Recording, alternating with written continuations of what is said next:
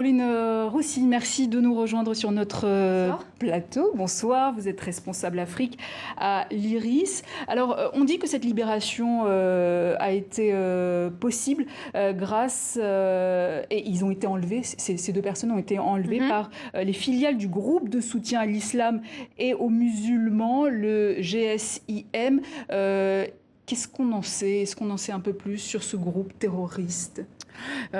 Écoutez, sur ce groupe terroriste, enfin, de toute façon, il faut d'abord que cette information soit confirmée et corroborée. Moi, je voulais revenir un petit peu sur ce que monsieur vous avez avancé précédemment. Évidemment, on est tout à la joie de savoir que Sophie Petronin a été libérée, puisque ça faisait 5 ans qu'elle était prise en otage, que Soumaïla Cissé, principal opposant d'IPK, était aussi également en otage depuis quelques 6 mois. Et IBK finalement avait échoué à sa libération. Il avait dit que bien évidemment il interférait et qu'il suivait de près le dossier. Les opposants, les proches de Soumaïla Cissé avaient dit Soumaïla, c'est pour bientôt, c'est pour quand?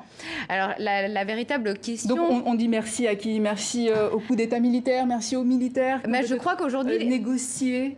Oui, je crois qu'aujourd'hui la question qui va se poser, c'est le remerciement effectivement à l'égard de la junte militaire, et cette junte militaire qui a plutôt patiné dans ses débuts, qui là s'illustre de manière assez magistrale et réussit là où finalement la France et le gouvernement d'IBK ont été tenus en échec pendant des années, voire des mois. Et la France va se retrouver finalement dans une situation assez compliquée, me semble-t-il, sachant que pour l'instant, on ne sait pas combien de djihadistes ont été arrêtés, on ne sait pas non plus quel est leur parcours personnel, quel est leur itinéraire, si ce sont des djihadistes qui comptent, puisque on imagine tout à fait que, bien évidemment, ces listes ont été établies de concert avec le JNIM, mais qui est toute une constellation. Donc il y a plusieurs groupes terroristes qui sont plus ou moins affiliés, comme Ansar Dine, etc. Donc il va falloir voir un petit peu la composition de ces djihadistes, et